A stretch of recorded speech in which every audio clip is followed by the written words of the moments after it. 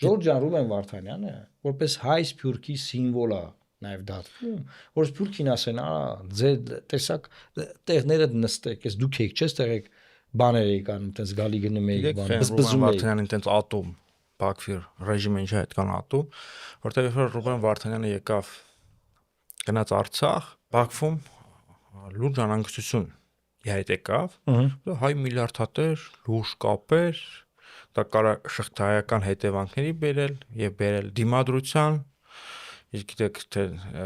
լուրջ դիմադրությունը ինչի կարող էր բերել, մի խոսքով լուրջ խնդիրներ կարող էր առաջացնել եւ դրա համար նաեւ ինքը հարցազրույցներ էր տալիս միջազգային մամուլին,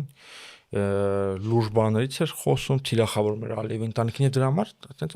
ատելությունը իհայտ եկել, բայց Ռուբեն Վարդանյանի մասով ես արդեն ասել եմ նրա վարքագիծը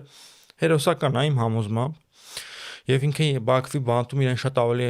արժանապատիվ է պահում, քան Հայաստանի արտգործնախարարը կամ Հայաստանի վարչապետը եւ փաստորեն ինչ է ստացվել մեր հասարակության մեջ այնքան են քարոզվել այդ անբարոյական արժեքները,